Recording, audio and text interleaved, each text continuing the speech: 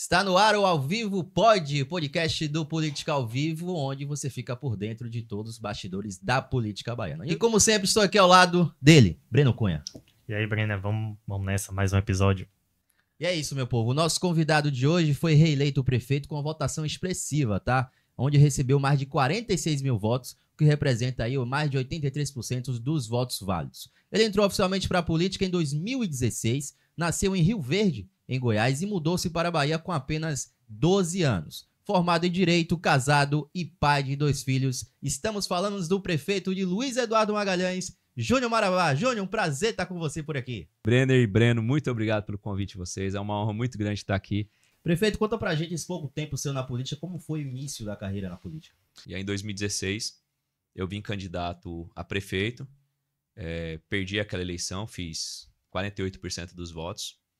E apenas em 2020 eu vinha conseguir ter êxito e vencer as eleições. Mas de 2014 a 2020, eu tive que ter muita resiliência, muita coragem, muita fé. Não foram momentos fáceis, né? Por exemplo, quando eu tive a perda dos meus pais, o meu filho mais velho, o Davi, tinha 5 dias de nascido. Então, meu filho nasceu, com 5 dias, meus pais morreram. Eu era estudante de Direito, trabalhava no comércio da família e tive que me deparar com isso, né? Com essa dificuldade. Só que são os processos que nos constroem. E a partir disso eu tomei para mim essa fé e essa coragem de fazer pela minha cidade, o que era o sonho do meu pai. E depois desse momento de 2014 eu levei 6 anos, mas eu consegui. E quando ganhei a eleição em 2020, assumi o mandato em 2021 e vim honrar a população, honrar o nome dos meus pais e consegui realizar realmente uma transformação na cidade, na vida das pessoas, e foi por isso que a gente foi reconduzido ao cargo aí com 83%. Você já tinha, prefeito, um modelo de gestão na sua cabeça quando você foi eleito prefeito em 2020? Algo que você construiu por alguns anos ou foi uma coisa meio que inesperada? Não foi porque foi sua segunda eleição para prefeito, mas assim, Sim. você já tinha construído um modelo que você queria implantar na cidade? A expectativa de muitos na cidade não era muito positiva com a minha gestão quando eu vim assumir, porque eu tinha 30 anos. E muitos tinham uma certa desconfiança se iria dar certo. Mas eu vim da primeira geração que cresceu naquela cidade e que se tem uma paixão, um amor, um carinho pelo município. E eu trabalho desde muito novo, como eu mencionei. Então, eu sempre ali no comércio da minha família, eu aprendi a força do trabalho, da coragem. E quando eu assumi o mandato, eu entendi que o melhor trabalho realizável que nós poderíamos ter é mudar a vida das pessoas, transformar uma cidade como um todo. E foi o que nós fizemos. Para você ter ideia, nós tínhamos uma cidade que, por diversos bairros, você tinha lama e esgoto na porta das casas das pessoas. Nós levamos saneamento básico, pavimentação. E hoje já ultrapassamos 80% de saneamento básico no município, sendo um dos municípios com o maior índice no nosso estado. Além disso, nós fizemos realmente uma transformação social. Para você ter ideia, voltar da área da educação, Brenner, que é uma coisa assim fantástica que a gente faz. Quando eu assumi para prefeito, eu me deparei com uma dificuldade muito grande dentro das escolas municipais. Uma desigualdade social muito grande dentro das escolas. E nós sempre ouvimos, desde muito novos, todos os políticos falando em vamos combater a fome, vamos combater a desigualdade social. Sendo que existe desigualdade social dentro das escolas, em todo o país. Então, como se fala de combater a fome e a desigualdade social se nós estamos com as nossas crianças passando fome e tendo desigualdade social dentro das escolas? E aí foi algo que me chamou muita atenção. Então, uma das primeiras medidas que eu tive foi criar uma ideia que criança com fome não aprende. E a partir disto, nós tivemos o programa da Nova Merenda, do qual inserimos o desjejum. Então, todas as nossas crianças, quando chegam na escola, antes dela entrar na sala de aula, ela tem acesso a uma fruta, uma vitamina, ou seja, ela é alimentada antes de entrar na sala de aula. E aí sim, ela entra para dentro da sala de aula para ter condição de absorver o conteúdo, porque ela foi previamente alimentada. Uma criança com a barriguinha roncando dentro de uma sala de aula, ela não tem condição de aprender. Isso é desumano porque, de fato, existe sim, infelizmente, muitos pais que realmente não têm condição de entregar um café da manhã para o seu filho antes dele ir para a escola. E às vezes a única alimentação que se tem é ali. Então tem que ser levada a sério a alimentação dentro das escolas do nosso país. Então foi o que nós fizemos, inserimos o desjejum e em seguida nós inserimos uma refeição de fato. Então nós não temos lanches na escola, é uma refeição. E com isso a gente combateu a fome, combateu a desnutrição infantil e evoluímos muito bem nessa pauta no nosso município.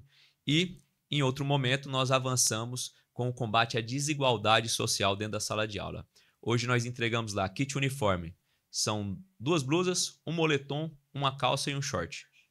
Certo? Para todos os 23 mil alunos nossos. Paralelo a isso, nós entregamos mochilas adaptadas a cada ano letivo ali. E nós entregamos também um kit material adaptado a cada ano letivo e garanto a vocês que é um kit material que nenhum de nós tivemos em toda a fase da nossa vida. O que nós fizemos ali? Para concluir essa pauta aqui. Nós combatemos a fome e combatemos a desigualdade social. Eu entreguei àquela criança a mesma oportunidade que o seu coleguinha que está sentado na cadeira ao lado. Por que a gente tem que acontece no Brasil todo hoje? Você entra dentro de uma sala de aula, tem uma criança sentada numa cadeira que foi bem alimentada, que o pai teve condição de entregar um café da manhã, e a criança do lado que não teve, que está ali com a barriguinha ronfando e não consegue aprender. Essa desigualdade. Desigualdade. Você tem uma criança que está ali com material escolar, porque o pai e a mãe conseguiu entregar esse material escolar, e uma mochilinha, e uma criança que não tem material escolar, que levou apenas um lápis e uma borracha, e ainda leva numa sacolinha do supermercado porque não tem uma mochilinha. Você tem também aqui do lado uma criança que está com o uniforme arrumadinho, porque o pai e a mãe conseguiu comprar esse uniforme, e uma outra que está com a camisa rasgada ou com o uniforme rasgado porque não consegue ter. Ou seja, o que você tem quando se promove a igualdade social dentro de uma sala de aula, dentro de uma escola? Você entrega oportunidades iguais. Então é o que a gente faz, Luiz Eduardo, quando você me falou em relação a se eu estava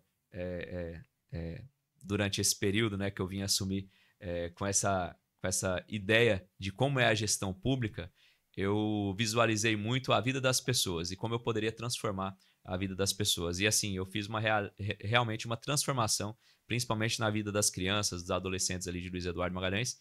E é uma grande honra para mim hoje ser referência nisso, né, em toda a Bahia. Você falou da perda de seus pais. Que imagina um momento que você passou, né? Tem alguma coisa de seu pai, do que você viu durante sua vida, sua convivência com ele na sua gestão? Tem muito do meu pai, muito do meu pai. Meu pai, ele tinha muita empatia pelas pessoas. Eu falo que quando você tem um discurso político radical, seja de direita, seja de esquerda, é porque está lhe faltando empatia, de ouvir as pessoas, de tentar entender a dor do próximo. E uma sociedade, ela é feita por famílias. E cada família vive uma realidade de vida diferente, vive uma dificuldade diferente. Você, como governo, você não consegue tirar toda a dificuldade da pessoa, você não consegue tirar toda a dor da pessoa, mas você consegue diminuir, você consegue ajudar, você consegue estar próximo. E o meu pai era esse cara. Meu pai era um cara que dedicou a vida dele sempre para cuidar das pessoas que estavam em sua volta. E sempre se sacrificou muito para isso. Eu vi a vida inteira o meu pai pagar um alto preço por cuidar mais do próximo do que a si mesmo. Então, hoje nós temos um governo muito humanizado em Luiz Eduardo Magalhães. Eu dei esse exemplo aqui do que nós fizemos com essa transformação na vida dessas crianças. Nós também transformamos a vida de diversas famílias com vários benefícios sociais, cuidado. Então, eu acho que essa identidade do meu pai ela tá inserida dentro do governo através dessa palavra de empatia. Prefeito, você tem algum político que você admira a nível nacional? Que você se inspira? Eu não costumo ter. Não, eu não costumo ter. Eu tenho uma linha política mais estadista. Visualizo algo mais centro, com equilíbrio maior. E digo que, às vezes, nós brasileiros cometemos um erro de colocar capa de herói em político, certo? E isso é muito errado. Eu acho que o político é uma representatividade do momento que nós estamos vivendo para lidar com as dificuldades que a sociedade está no momento. E eu acho que isso tem que ser ser exercido através do exercício de fato da democracia, do qual se respeite e que se exista também renovação. Então eu acredito muito nessa linha política, mas não tenho muito um político específico aqui para citar, não. Só lembrando ao pessoal que estamos com o prefeito de Luiz Eduardo Magalhães, Júnior Marabá. Aproveita, se inscreve no canal, deixa o like e se inscreve também, além de seguir as nossas redes sociais, ao vivo pode também o Política ao Vivo. Prefeito, o senhor falou aí de capa de herói político, né? Politicamente, o senhor não tem um grupo, eu te vejo meio como independente, assim, no cenário político, mas o senhor não esteve com o governador Jerônimo na última eleição estadual, hoje está próximo do grupo. Quero saber como é que está hoje. Sua gestão, você já faz parte do grupo político do PT na Bahia, ou é uma afinidade que ainda não teve o casamento? Eu não me vejo fazendo campanha para o PT em Luiz Eduardo Magalhães, por conta da minha ideologia política e pela identidade do meu município. Mas também não me vejo fazendo campanha contra Jerônimo Rodrigues em Luiz Eduardo Magalhães, visto que ele tem sido um governador que tem atendido às necessidades do município. Ele tem resolvido várias demandas e situações que são muito, muito relevantes para a população. Para você ter ideia, hoje a gente tem um hospital Miriam Borges que está funcionando e eu devo muito ao governador. Foi através da sua iniciativa de encaminhar ali os equipamentos para que nós viéssemos a poder inaugurar aquele hospital.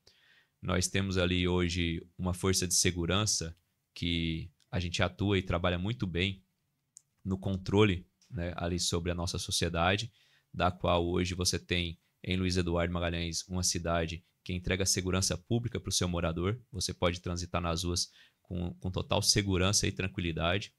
Então eu vejo que essas parcerias que nós temos com o governador entregam a Luiz Eduardo um resultado muito positivo. Então eu não teria motivo algum para levantar uma bandeira contra a campanha de Jerônimo Rodrigues no meu município. E pegando o gancho, já que você falou do governador Jerônimo Rodrigues, como é que você acha que ele chega para a eleição de 2026? Chega forte? Acredito que sim. Eu tenho dito aí essa semana, tem gerado algumas polêmicas isso aí, mas o que eu falo em relação a esse processo eleitoral? Eu falo algo que eu penso.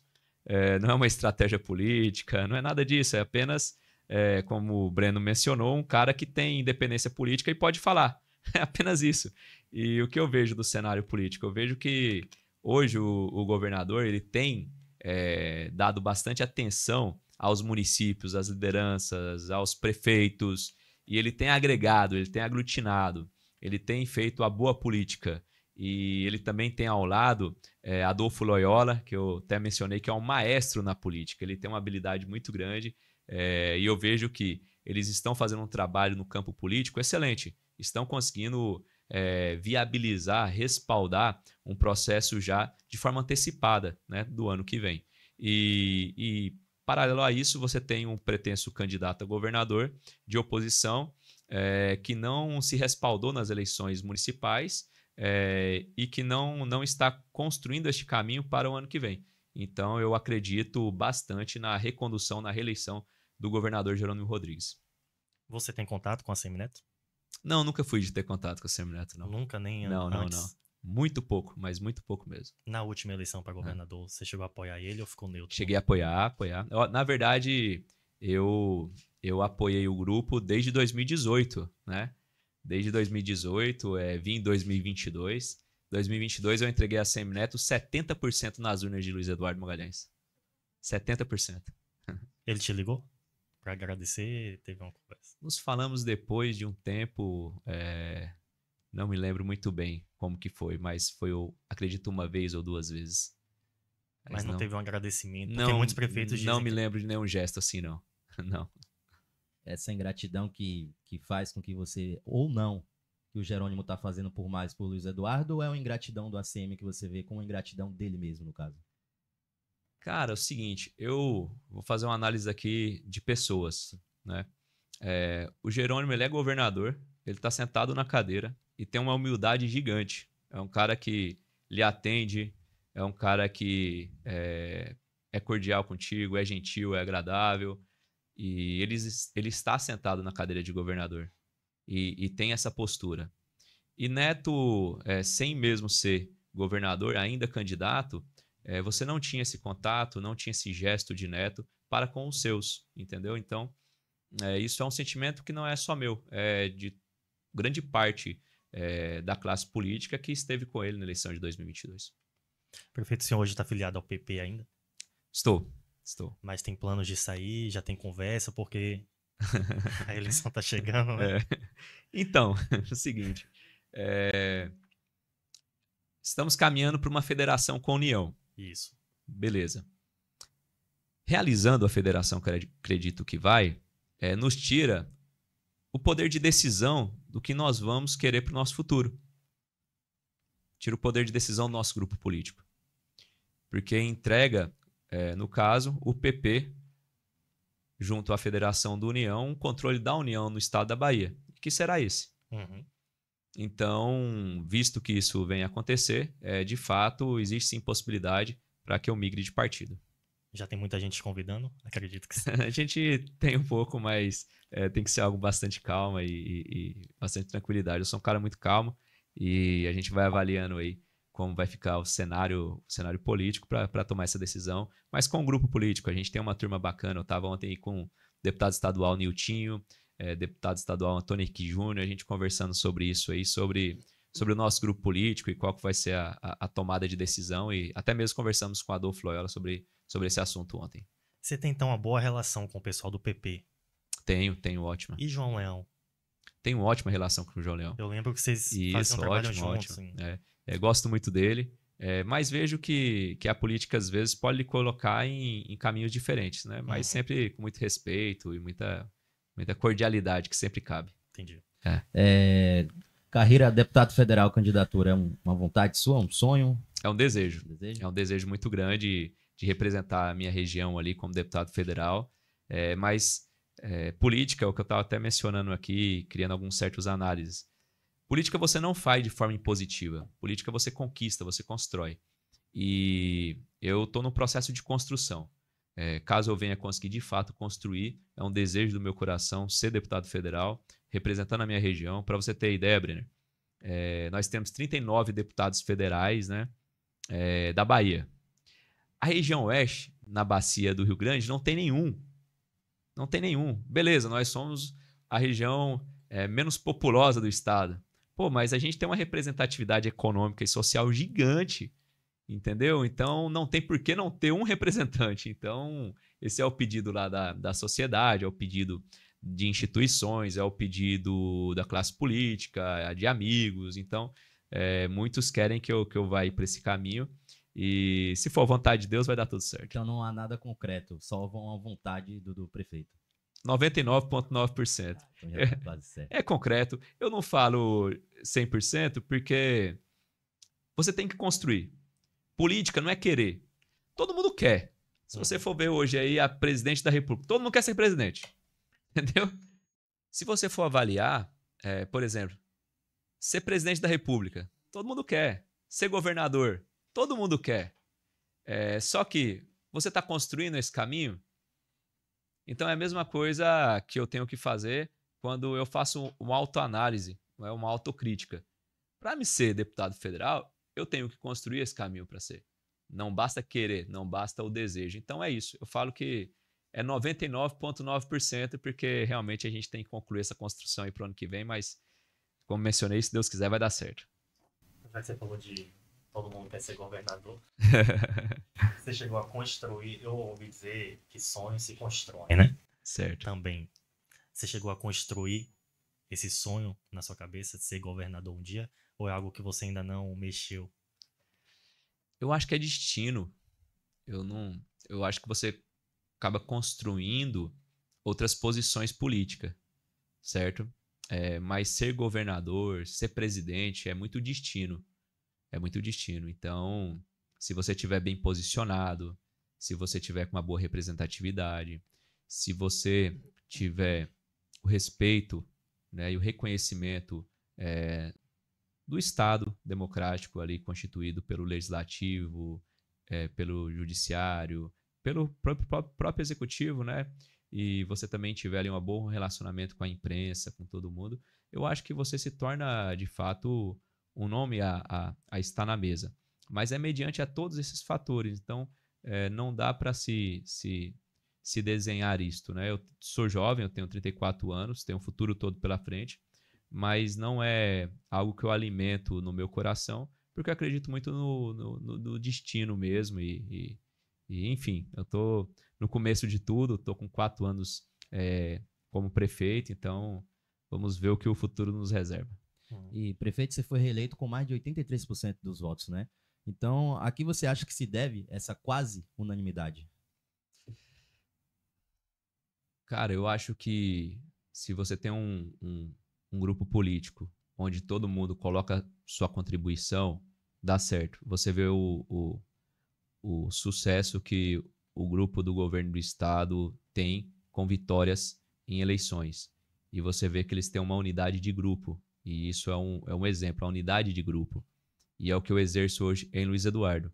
Eu tenho um grupo que todo mundo trabalha junto, todo mundo trabalha em unidade.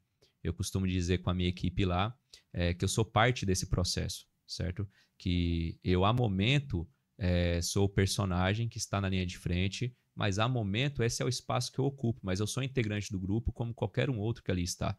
E eu acho que quando você tem essa ideia, esse pensamento de unidade, você faz com que todos que estão ali se sintam corpo desse processo. Então todos se dedicam muito para fazer dar certo. E aí é isso que a gente tem em Luiz Eduardo hoje, uma equipe que trabalha, um secretariado junto, uma classe política junto, todos eles coesos, para entregar esse resultado. E nós, de fato, nesses 4 anos, mediante essa unidade de trabalho, nós conseguimos fazer em 4 anos o que não foi feito em 20 na cidade. Por exemplo, 20 anos, todo o ano eleitoral era palanque a desativação do lixão municipal. E nunca fizeram. Aí eu cheguei e eu fiz. Todo ano eleitoral era palanque a construção do hospital. Não fizeram. Eu cheguei, construí e coloquei para funcionar. Todo ano era palanque eleitoral fazer ali saneamento básico e pavimentar as ruas que ficavam na lama e no esgoto. Eu cheguei e eu fiz o saneamento e a pavimentação.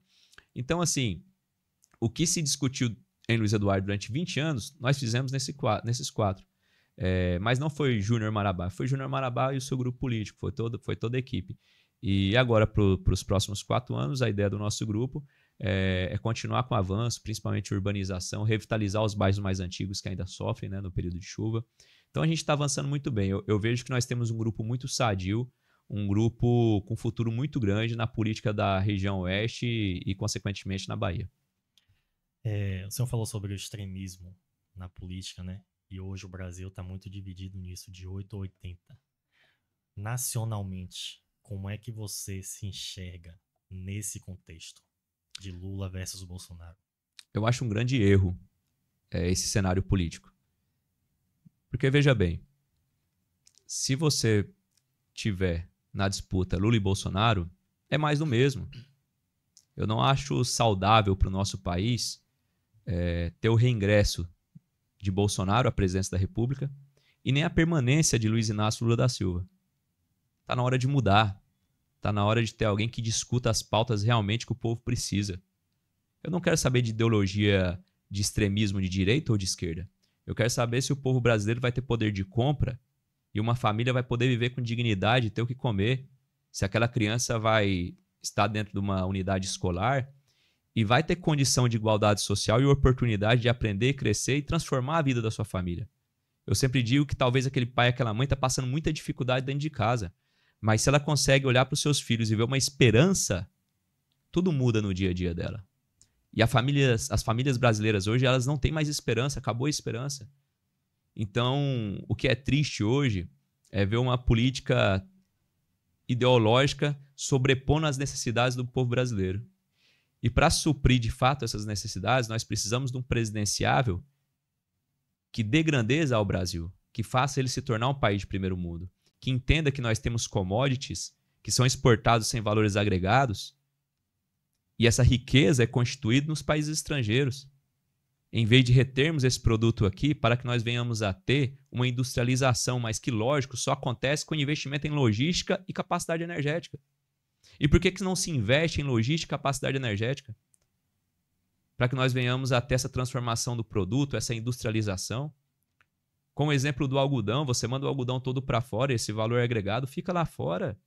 Agora, se você tivesse algodão aqui dentro, numa indústria de fiação, numa indústria têxtil, quantos empregos nós vamos gerar?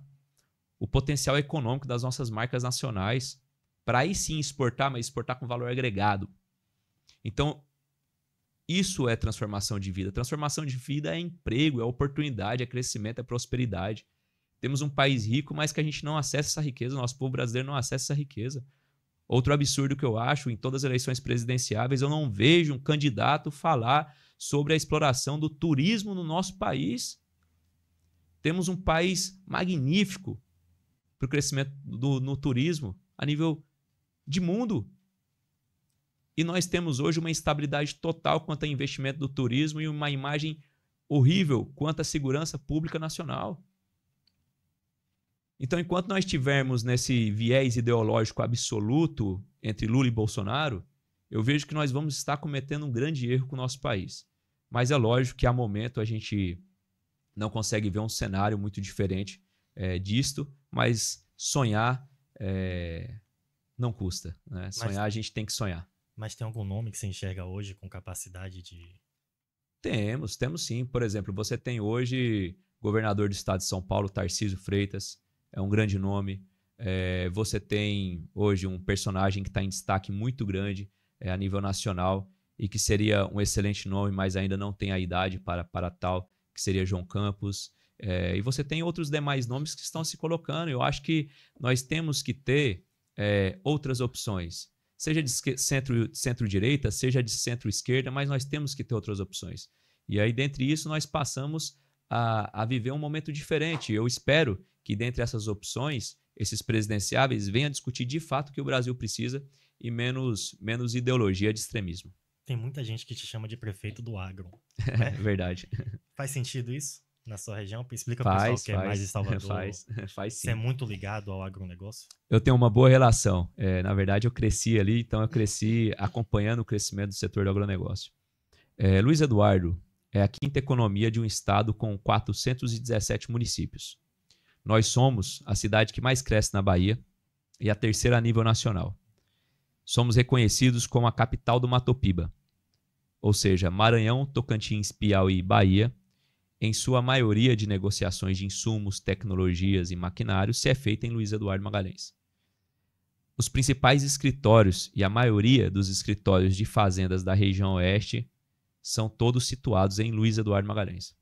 E nós somos cidade-sede da feira Bahia Farm Show, que é a maior feira de agronegócio norte e nordeste do país, que faturou na última edição 10 bilhões de reais em apenas 5 dias, recebendo mais de 100 mil visitantes. Então nós estamos realmente num verdadeiro oásis econômico. Luiz Eduardo Magalhães é uma cidade que, se você for em busca de oportunidade de emprego, você vai encontrar. Se você for fazer investimento em um terreno ou na área imobiliária em si, você vai ter rentabilidade e valorização do seu investimento. Se você for montar um comércio ou venda de serviços, você vai ter condições de se inserir no mercado de trabalho. Então é uma cidade que acontece o tempo todo e cresce muito.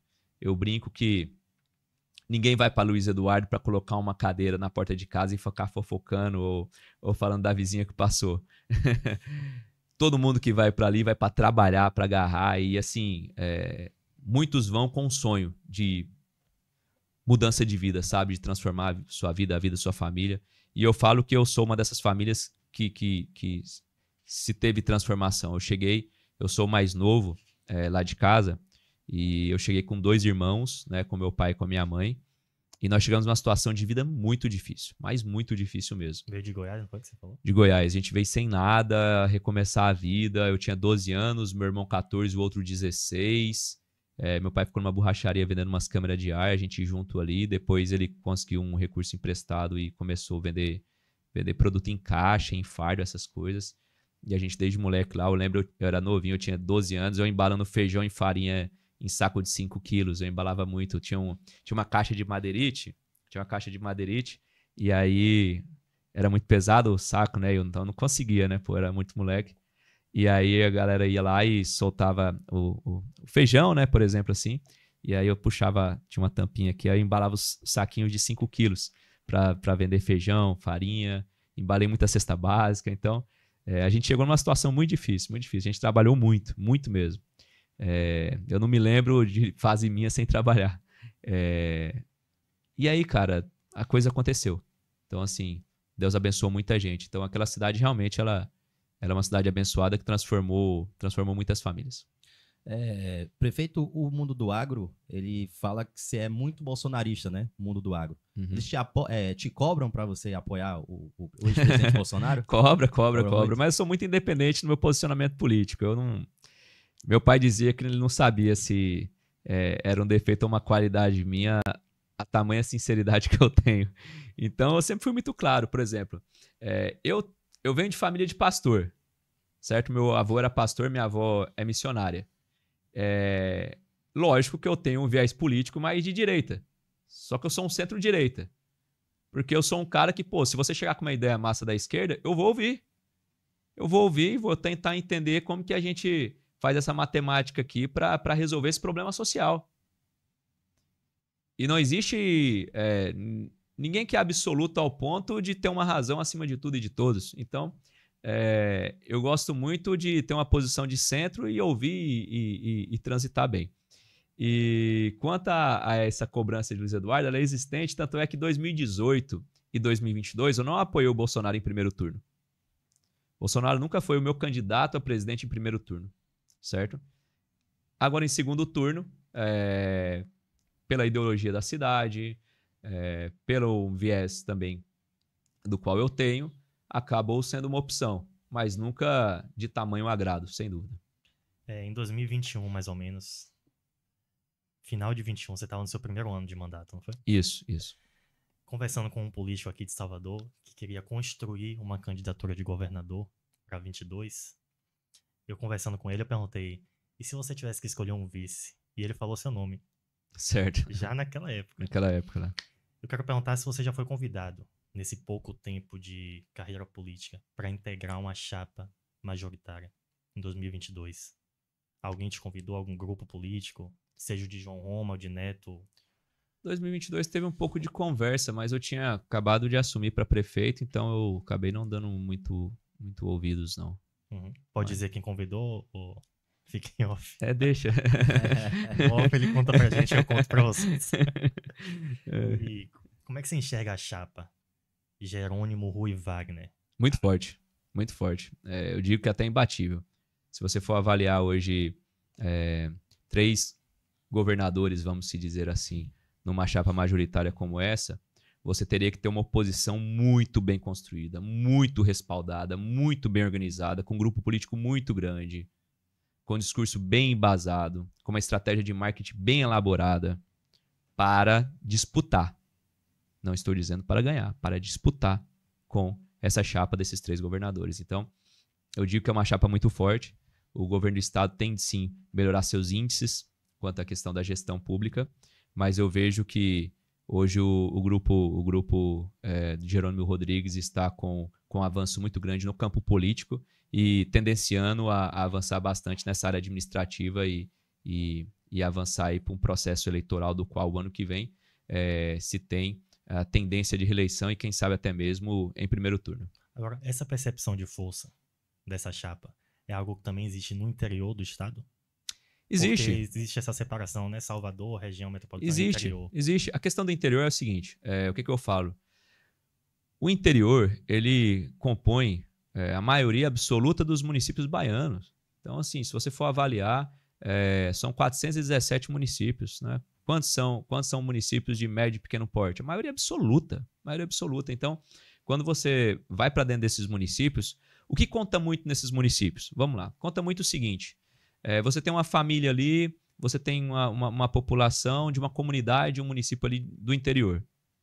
Ela vai seguir a sua liderança política no processo eleitoral. Certo? Daqui ao processo eleitoral, é um cenário de indefinição. Mas quando chega no processo eleitoral, a liderança política daquela cidade, ela interfere diretamente na cidade de pequeno porte, interfere diretamente na comunidade. E é aí onde o PT exerce essa essa condução, essa liderança política no interior com excelência há muito tempo.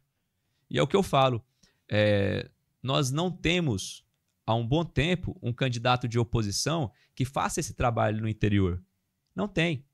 Então, hoje você tem o grupo do governo do estado com um avanço de liderança muito grande no interior do estado. Isso faz com que se tenha uma estabilidade aí para a recondução do ano que vem, sem dúvida nenhuma. Você vê outro nome que não seja de ACM Neto? Não. Bruno não Reis consigo. aqui de Salvador, prefeito. Pô, o Bruno é um cara muito massa. Eu gosto muito do Bruno Reis, muito mesmo. Eu acho ele um cara muito legal, muito humilde, um cara dedicado, trabalhador. Eu gosto muito do Bruno. Mas não vejo ele deixando a prefeitura de Salvador para uma aventura, que eu considero ser uma aventura hoje tomar uma decisão como essa. E João Roma? Pode ser o nome da oposição, mas também sem ser um nome para disputar de fato. Um nome apenas para ocupar o espaço a momento, igual se aconteceu com o Zé Ronaldo em 2018. Prefeito, a gente já falou deputado federal, candidatura, que você falou que está quase tudo certo, mas não ainda 100%. Mas muita gente te coloca como um dos líderes da nova geração. É uma vontade sua também disputar o Senado, o governo do estado um dia? É como eu falei mais cedo, é uma questão assim, é um processo natural. Você não tem como se tornar líder porque você quer, você não tem como se tornar senador, governador, presidente porque você apenas quer ser. Você tem que, de fato, se tornar um representante do qual as pessoas olhem para você e se sinta representada e sinta que você, de fato, tá lutando por elas, que você está falando o que elas querem ter oportunidade de falar, que você está brigando porque elas querem ter oportunidade de brigar e não conseguem. Então, quando você consegue se tornar esse personagem, o céu é o limite. Então, como mencionei, eu tenho 34 anos, sou jovem e já ocupando um espaço político importante no estado. Então, eu vejo que o futuro, de fato, a Deus pertence e eu vou trilhar o meu caminho. E os desafios que eu vier a ter, eu sou um cara de muita coragem, mas também de muita sensatez para fazer a leitura do momento. Tá aí, então, essa foi a nossa entrevista hoje no Ao Vivo Pod com o prefeito Luiz Eduardo Magalhães do Marabá. Pedir a vocês que sigam as nossas redes sociais, que juntando, tem mais de 100 mil seguidores, né? @Política ao Vivo, @Política ao Vivo 2 e também o nosso Instagram do nosso podcast, Ao Vivo Pod. Lá você vai ficar por dentro, tem todos os cortes, vai ter corte da nossa entrevista com o prefeito Júnior Marabá. Prefeito, muito obrigado por estar aqui com a gente, é uma honra estar aqui com você nesse nosso podcast. Brenner e Bruno. E Breno. Brenner e Breno. É difícil, Dupla né? sertaneja. Dupla sertaneja. Brenner e Breno, muito obrigado pelo convite de vocês. É uma honra muito grande estar aqui. Como eu disse no começo do podcast, acompanho vocês há um bom tempo. Fiquei muito feliz com a entrevista, foi bem legal, a gente pôde conversar bastante. E é isso, eu acho que o que tem que estar no nosso coração é uma melhoria cada dia mais do nosso povo brasileiro, do nosso povo baiano, e dedicar e dar o nosso melhor, né? Eu acho que quando se tem bom coração, boa intenção, quando se tem empatia pelo próximo, as coisas acontecem e vamos seguir o destino aí que Deus tem pra gente. E parabéns pelo trabalho lá na cidade. Amém, obrigado. Tá aí então, o prefeito Júnior Marabá de Luiz Eduardo Magalhães. Valeu, Breno Cunha, até a próxima. Valeu, Fique Breno. ligado nas nossas redes sociais, é claro, deixa o like, se inscreve, Ao Vivo Pod. Aqui você fica por dentro de todos os bastidores da política baiana.